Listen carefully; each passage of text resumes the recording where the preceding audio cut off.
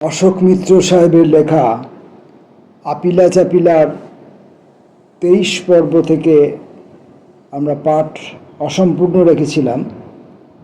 সুতরাং বাকি অংশটুকু আজ আমরা পড়ব।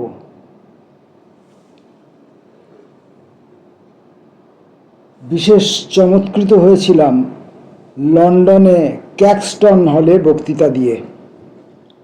এখানেই সেই 1940 সালে জালিয়ানওয়ালাবাগের প্রতিশোধ হিসাবে উধম সিং পাঞ্জাবের তৎকালীন গভর্নর ও ডায়ারকে হত্যা করেছিলেন। আরও একটি কারণে ক্যাক্সটন হলের সভার কথা এখনো মনে আছে। সভা অন্তে এক বন্ধুর বাড়িতে গেছি। খানিক বাদে পাশের ঘর থেকে এক মহিলা বেরিয়ে এলেন। বার্ধক্যের ছাপ সারা শরীরে। মনের দিক থেকেও হয়তো মহিলা ক্লান্ত, কেমন নিঝুম হয়ে বসে রইলেন। শিহরিত হলাম জেনে ইনি কার্মেল ব্রিঙ্কম্যান, যাকে সেই 48 সালে ঢাকা ও কলকাতায় বেশ কয়েকদিন ধরে দেখেছিলাম দক্ষিণ পূর্ব এশিয়া যুব সম্মেলনে উপলক্ষে। কার্মেল ইংল্যান্ড থেকে ইন্দোনেশিয়ায় গমন 50-এর দশকের গোড়ায়। সেখানে এক ইন্দোনেশীয় কমরেডের পাণিগ্রহণ। 65 সালে দুজনেই মার্কিন নির্দেশিত ফৌজি অভ্যুত্থানের শিকার। 10 বছর কারান্তরালে কাটিয়ে সদ্য মুক্তিপ্রাপ্ত কার্মেল পুরনো পরিচিতদের সঙ্গে দেখা করতে ইংল্যান্ডে কয়েকদিনের জন্য অচিরে ইন্দোনেশিয়ায় ফিরে যাবেন। তার স্বামী তখনও ছাড়া পাননি। দুজনকেই জেলখানায় প্রচুর অত্যাচারের সম্মুখীন হতে হয়েছে, কিন্তু মার্ক্সীয় প্রজ্ঞা থেকে অপসরণ অকল্পনীয়। কার্মেল জানালো এখন ইন্দোনেশিয়াই তার স্বদেশ। সেখানে অবস্থান করে বেআইনি কমিউনিস্ট পার্টির জন্য কাজ করে যাবে, যতদিন না ফের পুলিশ ও জঙ্গি বাহিনীর নজরে পড়ে। যা দেশে থাকতে আদৌ অভ্যাস ছিল না, বিলেতে সংবাদপত্রের লোকজনদের ডেকে সাক্ষাৎকার দিতে শুরু করলাম। দেশের ভয়ঙ্কর অবস্থা পৃথিবীর মানুষকে জানাতে হবে। তাই মিটিং মিছিল যথেষ্ট নয়। যদিও হাইড পার্ক থেকে মিছিল করে ট্রাফালগার স্কোয়ার পর্যন্ত গিয়েছি স্বৈরাচারী ইন্দিরা গান্ধীর বিনাশ কামনা করে। ওই সংবাদপত্রে সাক্ষাৎকারের বন্যা বইয়ে দিয়েছিলাম। লোকমত সঞ্চারের ক্ষেত্রে কিছুটা সাহায্য হয়তো হয়েছিল তাতে। লন্ডনে তখন আমাদের হাই কমিশনার ইন্দিরা গান্ধীর জ্ঞাতি ব্রজকুমার নেহেরু। আমার সঙ্গে অতীতে সামান্য পরিচয় ছিল। লন্ডন থেকে ব্রাইটনে এক বন্ধু দেখা করতে এলেন। তার সঙ্গে বিকে নেহেরু কিভাবে কি একটি উপদেশবাণী পাঠালেন। Ask Ashok to examine his head. শুনে প্রচুর কৌতুক হলো। 25শে জুন জরুরি অবস্থা বর্ষপূর্তি। ইকোনমিস্ট পত্রিকা থেকে অনুরোধ জানানো হলো এই ভয়ঙ্কর সময়ের অভিজ্ঞতা নিয়ে একটি প্রবন্ধ পত্রিকাকে দিতে পারি কিনা। সম্মত হলাম। প্রবন্ধের খসড়া তৈরি করলাম। জরুরি অবস্থা দৃশ্যত ঘোর অপছন্দ করেন এমন কিছু প্রবাসী ভারতীয়দের কাছ থেকে খসড়ার বয়ানের ত্রুটি বিচ্যুতি, অপূর্ণতা, অস্পষ্টতা সম্পর্কে অভিমত চাইলাম। কোনো কোনো ক্ষেত্রে তাদের অভিমত বিনয়ের সঙ্গে গ্রহণও করলাম। হঠাৎ খেয়াল হলো প্রবন্ধটি নিছক আমার নামে না ছাপিয়ে এই কজন বন্ধু বান্ধবদেরও যদি লেখক হিসেবে স্বাক্ষরযুক্ত করতে পারি, বক্তব্য আরও জোরালো হবে। ও হরি, তারা নানা ওজোর দেখিয়ে সই করা থেকে নিজেদের সরিয়ে রাখলেন। কারণগুলি এতই বালখিল্য যে আমার প্রায় হাসি পাচ্ছিল। তবে এ ব্যাপারে তেমন নিন্দামুখর হওয়ার যৌক্তিকতা নেই। অনেকেই আমরা ছাপোষা সংসারী মানুষ, অগ্রপশ্চাৎ বিবেচনা করতে ভালোবাসি। দেশ ছাড়ার অব্যবহিত আগেও অনুরূপ একটি ব্যাপারে জড়িয়ে পড়েছিলাম। ত্রিবান্দ্রম থেকে জনৈক বন্ধু, খ্যাতনামা সমাজবিজ্ঞানী, বিশ্ববিদ্যালয়ের উপাচার্যও ছিলেন, আগস্ট মাসে আমাকে একটি আবেদনের খসড়া পাঠালেন। আবেদন রাষ্ট্রপতির কাছে। তিনি সমস্ত দিক বিবেচনা করে অবিলম্বে জরুরি অবস্থা ঘোষণা যেন অনুগ্রহ করে প্রত্যাহার করে নেন। বন্ধুটির অনুরোধ আমি নিজে যেন সই করি এবং সত্যজিৎ রায়ের স্বাক্ষর সংগ্রহ করতে যেন সাহায্য করি। টেলিফোন করে এক সকালে বিশপ লেফ্রয় রোডের ফ্ল্যাটে গেলাম। ওর যা চিরাচরিত নিয়ম, সত্যজিৎবাবু নিজে এসে দরজা খুলে দিলেন, সাদরে বসালেন। আগমনের কারণ খুলে বললাম, খসড়াটি ওকে পড়তে দিলাম। সেদিন ওর ব্যবহার ও আচরণ অতি চমৎকার লেগেছিল। পাঠান্তে আমার দিকে তাকিয়ে সত্যজিৎবাবু স্পষ্ট বললেন, মশাই, আমার যে বৃত্তি তাতে সরকারের উপর একান্ত নির্ভর করতে হয়। কাঁচা ফিল্মের জন্য তদবির করতে হয়, সেন্সরে ছাড় পাওয়ার জন্য। সিনেমা হলের মালিকরাও সবাই সরকারের বশংবদ। এই অবস্থায় এক কাজ করুন, আপনি রবিশঙ্কর বা আলী আকবরের কাছ থেকে একটা সই জোগাড় করে নিয়ে আসুন, তাহলে আমিও দ্বিধাহীন চিত্তে স্বাক্ষর জুড়ে দিতে পারি। এই খোলামেলা কথা আমাকে মুগ্ধ করেছিল, কারণ ওই সময়ই একজন দুজন কলকাতাস্থ ভদ্রলোকের কথা জানতাম, যারা পুরোপুরি দু নৌকোর কাণ্ডারি, মুখে বিপ্লবী বাণী কপচাতেন, অথচ সরকারি প্রতিনিধি দলের সদস্য হয়ে রাশিয়া আমেরিকাও ঘুরে বেড়াচ্ছেন, জরুরি অবস্থা ঘোষণা ও লক্ষ লক্ষ নাগরিককে সরকারের তরফ থেকে জেলে পোড়ার পরেও। এই বিশেষ জীবদের আমি বহুরূপী আখ্যা দিয়েছিলাম। এরা টালিগঞ্জে নকশাল, কালীঘাটে সিপিআইএম, ভবানীপুরে দক্ষিণী কমিউনিস্ট, চৌরঙ্গিতে কংগ্রেস, বড়বাজারে জনসংঘী। তখনও দিল্লিতে অবস্থান করছি। 70-71 সালে রক্তাক্ত পরিস্থিতি। এক ভদ্রলোক কি কাজে দেশের রাজধানীতে এসে টালিগঞ্জ পাড়ায় বীভৎস পুলিশি অত্যাচারের ইনিয়ে বিনিয়ে অনেক বর্ণনা শোনালেন। আমি সম্যক বিচলিত। ভদ্রলোককে বললাম, আমার সঙ্গে একটু প্রধানমন্ত্রীর দপ্তরে চলুন। আসল জায়গায় এই কথাগুলি আপনি বলুন, যাতে যথাযোগ্য ব্যবস্থা নেওয়া যায়। ভদ্রলোক মহাখুশি। সাউথ ব্লকে ক্ষমতার কেন্দ্রস্থলে যাওয়ার সুযোগ পেয়ে কি আশ্চর্য, ভদ্রলোক আসল জায়গায় পুলিশি অত্যাচার নিয়ে এত কথা বললেন না। ক্ষমতার সামীপ্যে গদগদ একগুচ্ছ চাটুকারিতা দৃষ্টান্বিত করে এলেন। সত্যজিৎ রায়কে সেদিন নমস্কার জানিয়ে চলে এসেছিলাম। আমার পক্ষে অবশ্য রবিশঙ্কর বা আলী আকবরের স্বাক্ষর সংগ্রহ করা সম্ভব হয়নি, ওদের সঙ্গে পরিচয় ছিল না বলে। বিশপ লেফ্রয় রোডে তাই আর প্রত্যাবর্তন করা হয়নি। নিজের সই সম্বলিত খসড়া আবেদনপত্রটি ত্রিবান্দরে বন্ধুর কাছে পাঠিয়ে দিলাম। সঙ্গে এটা যোগ করলাম, আবেদনপত্রে উল্লেখ থাকা প্রয়োজন, রাষ্ট্রপতি আমাদের অনুরোধ রক্ষা করতে অক্ষম হলে আমরা যাবতীয় সরকারি কমিটি বা কমিশন যার সদস্য আছি সমস্ত কিছু থেকে পদত্যাগ করব। কৌতুককর হতে পারে, হৃদয় বিদারকও হতে পারে, বন্ধুটির কাছ থেকে ওই চিঠির কোনো জবাব পেলাম না। আবেদনপত্রের ভাগ্যে কি ঘটল তাও অবগত হতে অসমর্থ হলাম।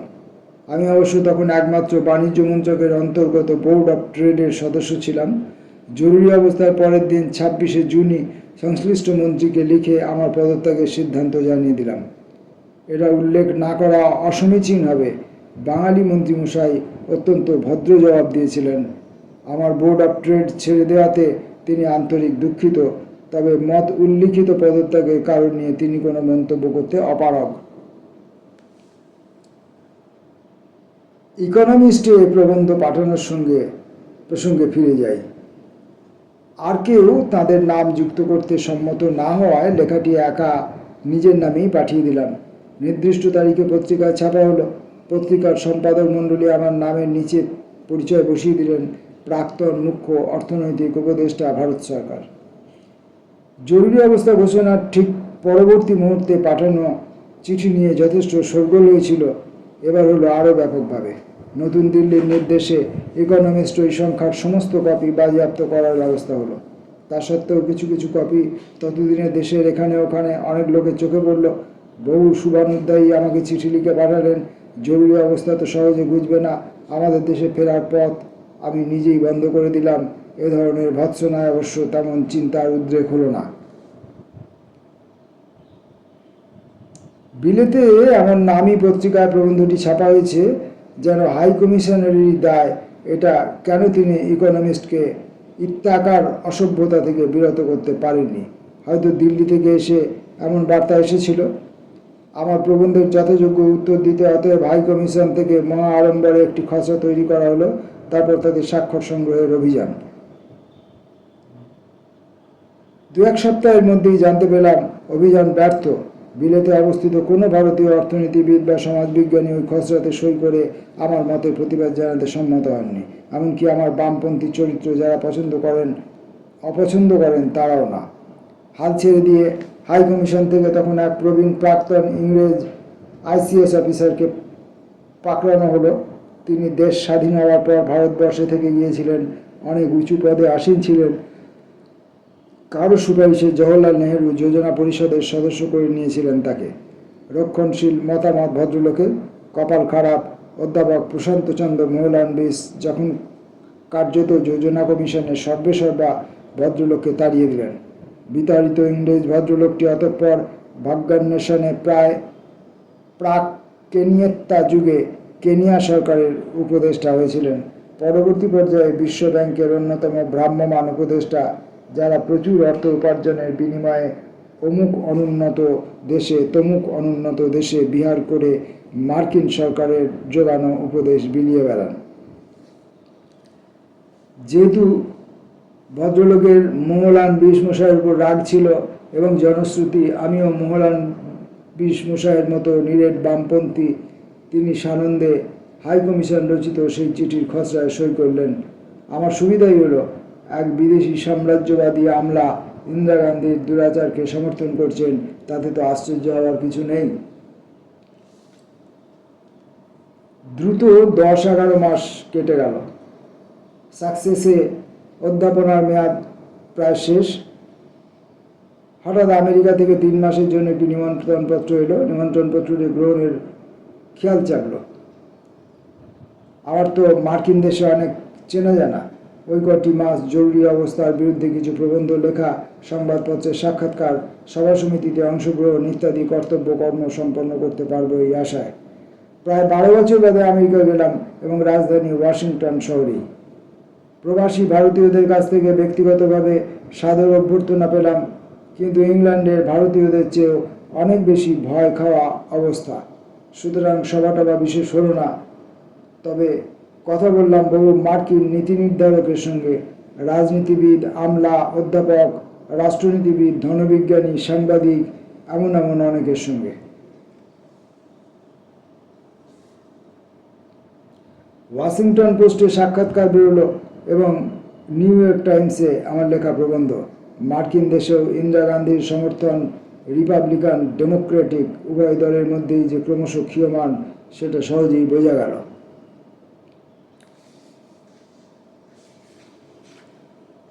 76 সাল ফুরোবার উপক্রম। অক্টোবরে আমার স্ত্রী দেশে ফিরে গেলেন। কলকাতায় কয়েক বছর আগে নতুন ফ্ল্যাটের জন্য টাকা জমা দেওয়া হয়েছে। খবর এলো নির্মাণের কাজ প্রায় শেষ। ফ্ল্যাটের দখল নিয়ে ভিতরের ব্যবস্থাটি সম্পূর্ণ করতে হবে। সুতরাং আমাদের মধ্যে একজনের অবিলম্বে প্রত্যাবর্তন প্রয়োজন। আমার নিজের কি গতি হবে তা কেউই জানি না, বন্ধুবান্ধবরাও না।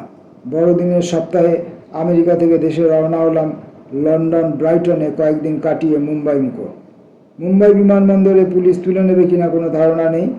কিছুই হলো না। অথচ বিমানবন্দরে নেমে কাস্টমস অভিবাসনের ব্যারাডিং হলাম। ট্যাক্সি চেপে পালি হিলে হিতেন চৌধুরীর বাংলোতে। ওই সপ্তাহে আমি তার দ্বিতীয় অতিথি। প্রবোধ কুমার সান্যাল 2-1 দিন আগে থেকেই ছিলেন। তার সঙ্গে সেই আমার প্রথম আলাপ। একদা মহাপ্রস্থানের পথে প্রিয় বান্ধবী এবং আলো আর আগুন পড়ে রাতের পর রাত উন্মাদনায় কাটিয়েছি। ওই বই 3টি থেকে দিস্তায় মুখস্থ বলতে পারতাম পর্যন্ত। কিন্তু সব পাখি ঘরে ফেরে, সব আগুন নির্বাপিত হয়।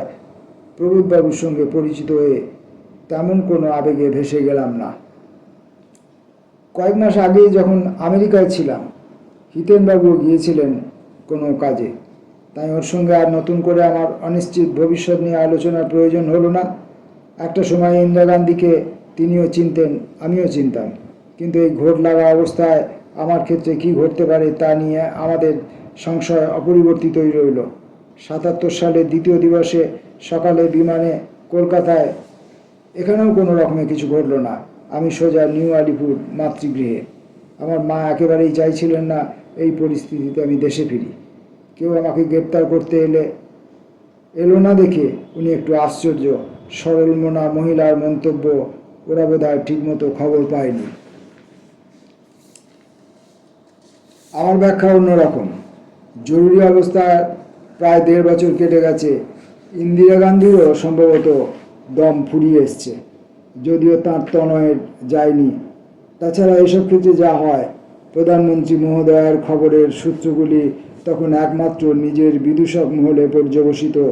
তারা ভালো ভালো যে কথাগুলি মহিলা শুনতে চাইতেন তাই আওড়াতেন। ভদ্রমহিলা হয়তো দৃঢ় বিশ্বাসে পৌঁছেছিলেন জরুরি অবস্থার জন্য আপামর জনসাধারণ তাকে সাধুবাদ দিচ্ছে। এবার জরুরিত্ব ঘুচিয়ে সাধারণ নির্বাচনের ব্যবস্থা করা হলে তিনি বিপুল ভোটে জয়ী হবেন, তার শত্রুরা আর ট্যাপও করতে পারবে না। এই দৃষ্টিকোণ থেকে বিচার করলে কোন উঁচা অর্থনীতিবিদ কোন বিদেশি কাগজে কি লিখেছে তা নিয়ে মাথা ঘামিয়ে কী দরকার? তাকে কয়েদ করারই বা কী দরকার? সঞ্জয় গান্ধীর মতামত নিশ্চয়ই অন্যরকম হতো, কিন্তু সে পড়াশোনার ধার ধারত না। পত্রিকা পড়ার ব্যাপারে সমান অনাগ্রহী। অনেকের ধারণা হাকসারের মতো দিল্লিস্থ শুভানুধ্যায়ীদের চেষ্টাতেই আমি বিপদ এড়াতে পেরেছিলাম। তবে এই অনুমান তেমন বিশ্বাসযোগ্য নয়, কারণ কয়েক মাস আগে সঞ্জয়ের নির্দেশে হাকসারের খুড়ো মহাশয় কনক প্লেসের বিখ্যাত শৌখিন বস্ত্র সামগ্রীর সমাহার পণ্ডিত ব্রাদার্সের কর্ণধার সর্বজন শ্রদ্ধেয় পণ্ডিতজিকে অতি সামান্য ছুতোয় কোমরে দড়ি বেঁধে কারাকক্ষে নিক্ষেপ করা হয়েছিল। ইন্দিরা গান্ধী স্বয়ং পণ্ডিতজিকে চিনতেন, হাকসারের সঙ্গে আত্মীয়তার সম্পর্কও জানতেন, কিন্তু পুত্রকে বকুনি দিয়ে পণ্ডিতজি দ্রুত মুক্তির ব্যবস্থা করেননি। সঞ্জয়ের রাগ ছিল সরকারি অর্থে ওর মারুতি কারখানা স্থাপনের পরিকল্পনা হাকসার কর্তৃক গুবলেট করে দেওয়া হয়। তার বোধহয় প্রতিশোধ নিল সে। আপিলা চাপিলার 23তম পর্ব শেষ হলো এবং আমাদের আজকে পাঠ পর্ব এখানেই শেষ হলো। নমস্কার।